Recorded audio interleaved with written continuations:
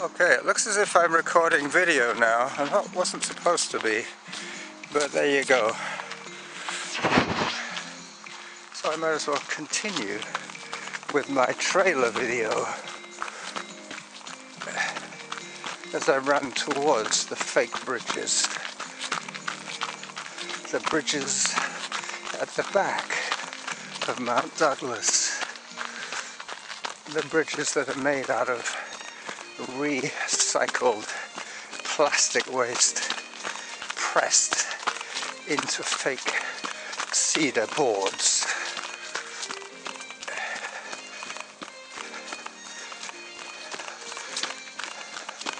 I'm going to walk a little bit here just so that the camera doesn't make you dizzy.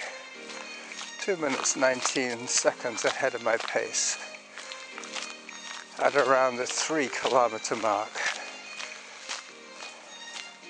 It's quite beautiful, the mist in the trees. You can see how the ferns have all turned yellow.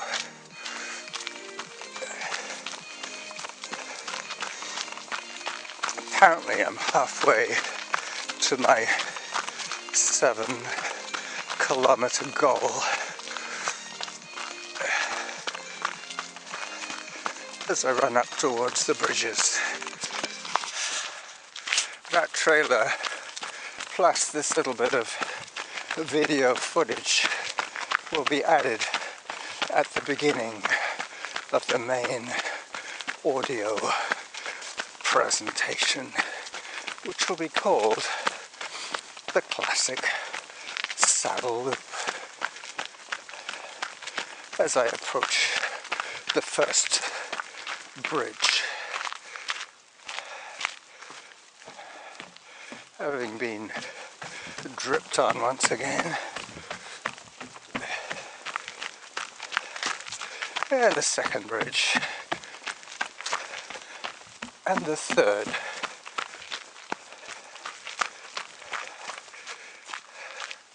Back to work. This is where it gets quite steep all of a sudden. Hello everybody, Carlos here, running towards Mount Douglas once again. I'm going to take you on my all-time favorite trail run. This is what I call the Classic Saddle Loop.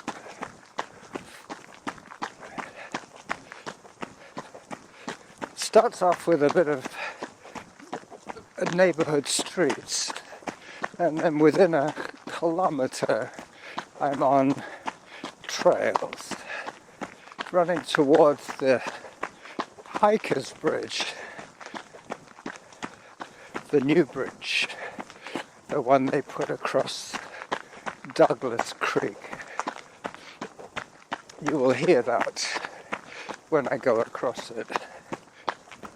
I'm 2 minutes ahead of a 9-minute pace at the moment, which means I'm running about 7-minute pace. As I slow down to take a left-hander, which goes steep down into the valley of Douglas Creek. Very easy to trip on a downhill, especially a steep one. Alright, the bridge and up the other side. Hiking time.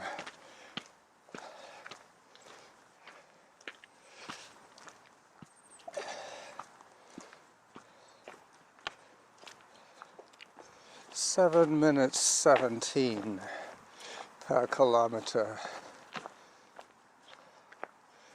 I'm going to have to turn down my music a little bit because it's quite hard to speak when there's loud music playing in your ears. a lot of what I'm going to be listening to is instrumental, so that's not so much of a problem. It's when they start singing that I get confused with my diction.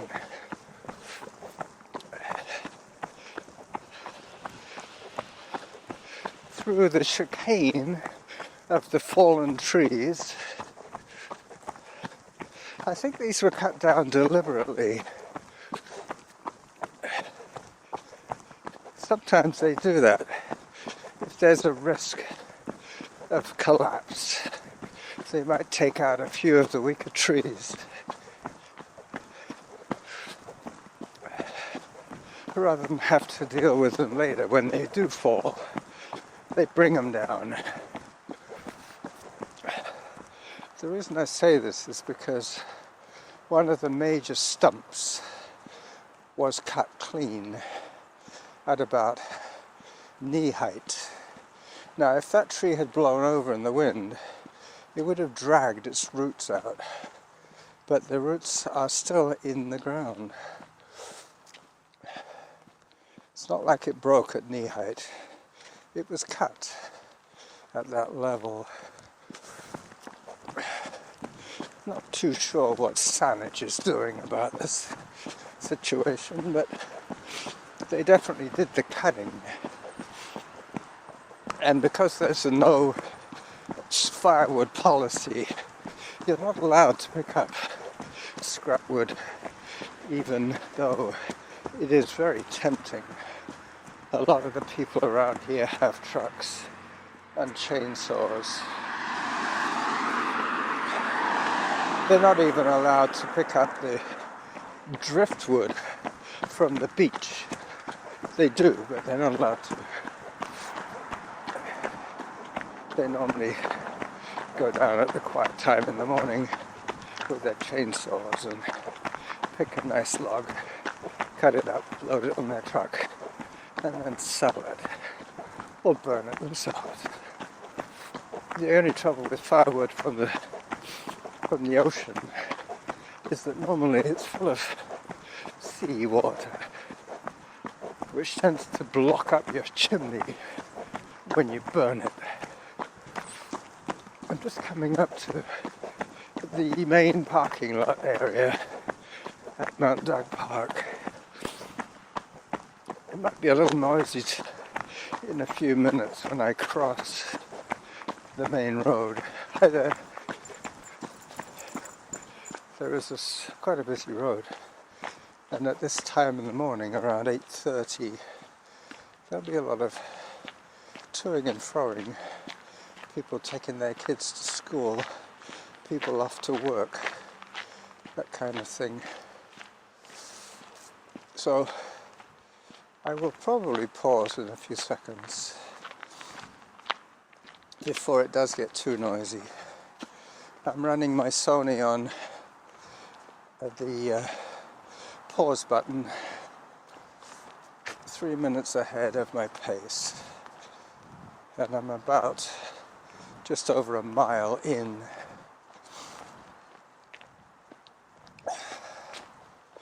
As I pause until I get past the noisy section. So I'm doing a bit of hiking here. I just heard quite a high heart rate, 150.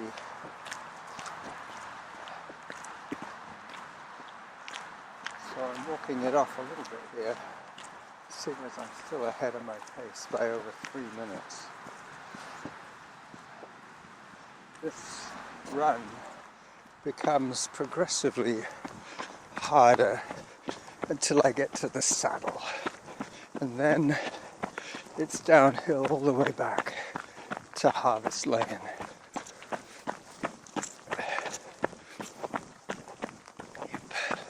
Still ahead of my pace, but that is because I've done 2 kilometers now.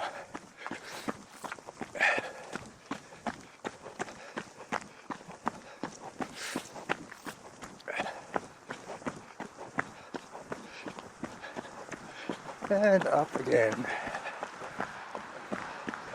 cars are on our right at the moment. This trail runs parallel to Cordova Bay Road.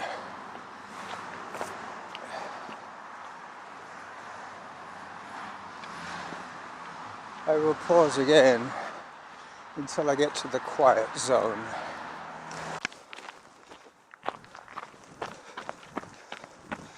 I was listening to a very interesting podcast this morning around 3 a.m. about the merits of movement for people with Parkinson's. They were saying how it's very important to get the idea of shifting your weight, heavy foot, shifting to light foot, shifting to heavy foot, shifting to light foot. As you take your strides, that coordination is what a lot of people lose when they get smitten by Parkinson's or a stroke. And they have trouble getting that light foot to lift. It's like they're rooted to the ground.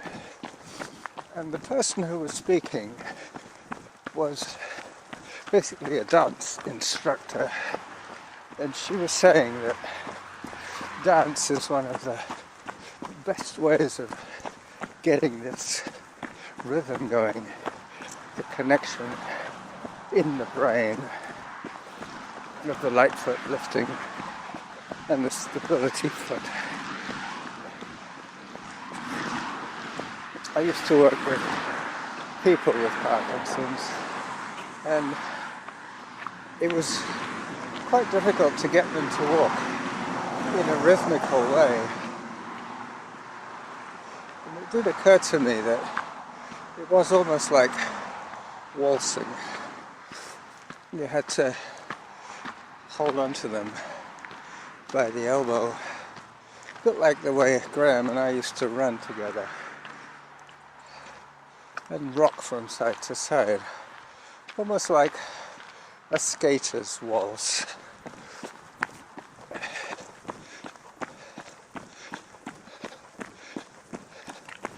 But she also said that humans are built to move. We're not built to sit still. We need to keep our balance. And the way to do that is by testing one's balance all the time. And what better way than walking or running? She was talking about the new brain, the learning brain. It's always good to be learning. The active thinking brain.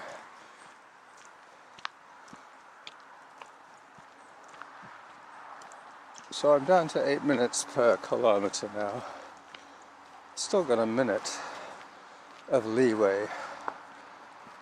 I'm trying to finish this run at a 9-minute pace as it gets noisy again.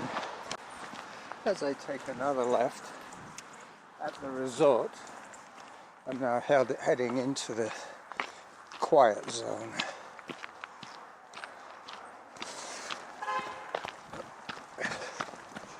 There is a crosswalk there, so somebody was probably giving somebody a heads up.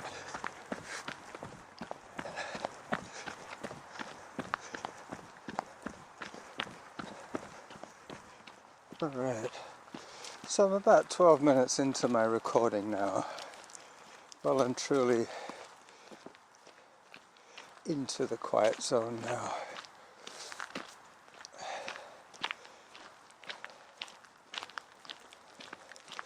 Occasionally I'm getting dripped on, large drops from the trees. The humidity is very high. probably 100% or more, as I stop the recording briefly to take a few photographs of the enchanted forest of fun. Okay, so back to audio. I just recorded the trailer for today's podcast. That trailer plus this little bit of video footage will be added at the beginning of the main audio presentation, which will be called the classic saddle loop, as I approach the first bridge, having been dripped on once again. And the second bridge, and the third.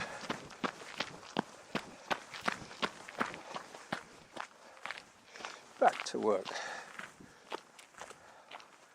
This is where it gets quite steep all of a sudden.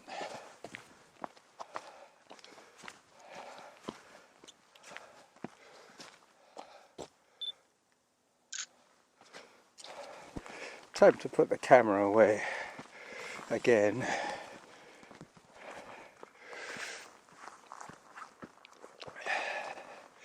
Up, up, up. As I dig for the camera case.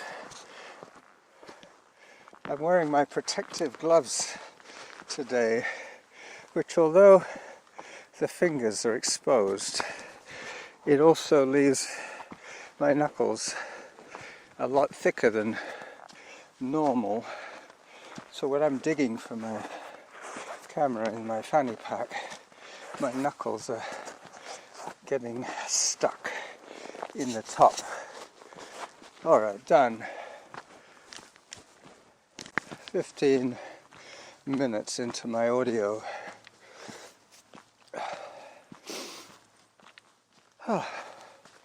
And I'm about halfway up the climb now. I have to take a right this time, up what I believe is Whitaker. Yep, Whitaker and Merryman, that's the corner I'm at now. I'm still a minute and a half ahead of my pace. According to my watch, I have done 3.5 kilometers based on an 83 centimeter stride length.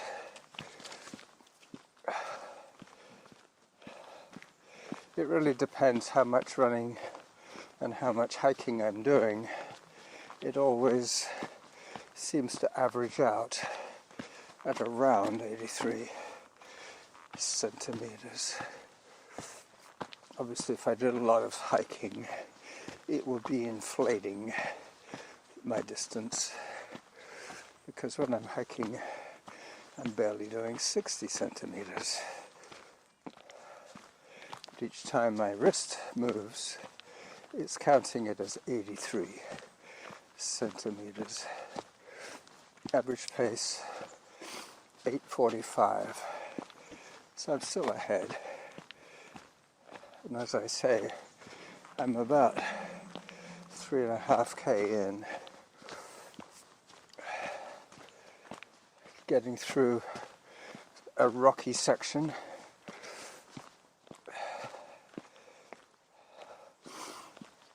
I'm very pleased with the way that my V&A episodes are going. V&A does not stand for Victoria and Albert. It stands for video and audio. They start off with the trailer video. This is on YouTube, mind you. Spreaker does not have a video option, as far as I know anyway.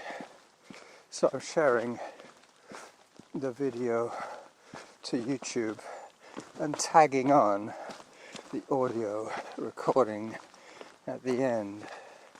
So I have to bear that in mind. I've got about 4 minutes of video, which I will probably edit down to about 2.5 minutes, and then tagging on another 30 minutes.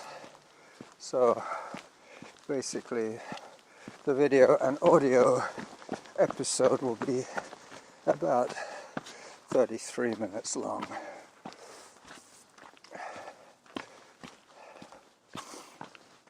I'm getting dripped on quite a lot now. But what happens is that the humidity builds up on the leaves that remain and on the pendulous branches. And when there's enough humidity, it drips. I've just heard that I'm 8 seconds ahead now, which means that I have lost a whole whack of pace from that section after the fake bridges to here. But I should be able to make that up quite easily on the downslope. As long as I stay ahead till around the saddle, I should be okay. Even if I go a bit into the red, I should be able to make it up as I run up and over the sleeping elephant. I have taken enough photographs, and because of the aforementioned issue with my protective gloves making it hard for me to dig for my camera, I think I probably have enough photographs for the upside. I might take a few photographs on the downside. But I'm now, once in the red, I'm now in the red. I've just heard I'm in a few seconds behind an average of 9-minute pace. That's a cumulative time since the beginning of the run, so I've managed to scrub off 3 or 4 minutes that I had in the positive. I'm now into the negative as I clear some of my mucus from my nose. 24 seconds behind, my goodness. I better get going again.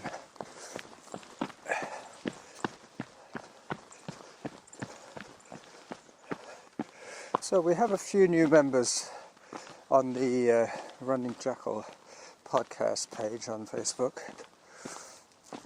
Some new members and some re-established old members who have warmed once again to my requests.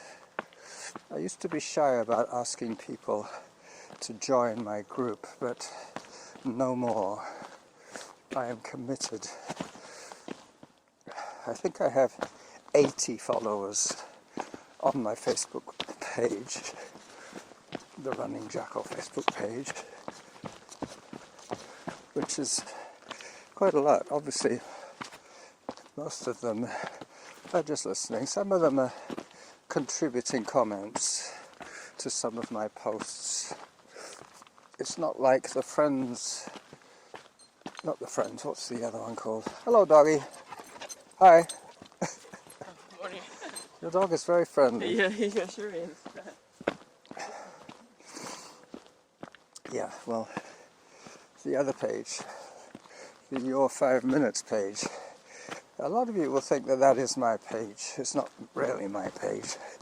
I started it off, but the idea with that one is that young, aspiring podcasters could submit their attempts, their practice sessions, at podcasting. The more often you do it, the better you get at it. That's what I always insist. It's a learning process. It's never quite finished. You're always learning. And you can't start from scratch without making a few mistakes. And you learn almost more from your mistakes than from your well-finished product. Humidity is getting to me now. But I think it is important that that page is not populated solely by lurkers.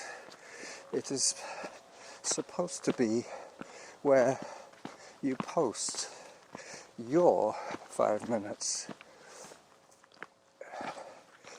I might actually stop posting my 5 minutes there, because that would be greedy. I already have a page to post my content. That is for you guys. If you have a link of something that you're listening to, or if you have a link to some of your 5 minutes, please post there as I approach the saddle.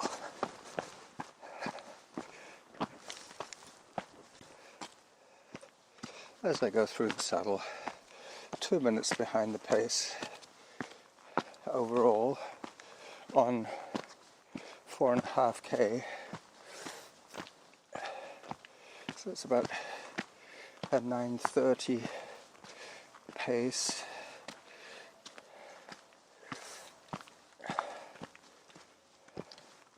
Four halves would give me 2 minutes behind as I stroll around the rugged rocks. Just had a friendly encounter with a little young golden retriever. I took her picture going through the saddle.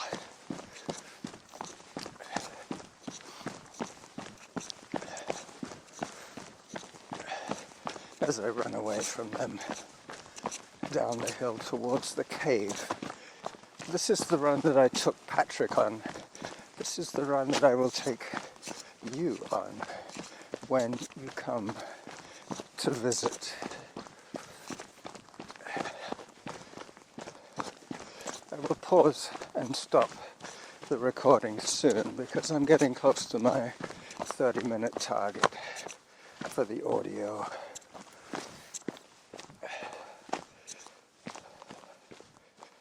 As I step through the roots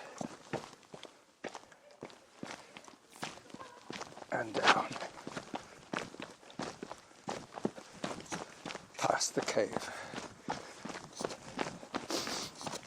So this is the Running Jackal signing off once again on another midweek extravaganza. Check it out on YouTube, check it out on Spreaker, check it out on Spotify, where else? iHeartRadio, Google Podcasts. Check it out wherever good podcasts can be found. Bye-bye.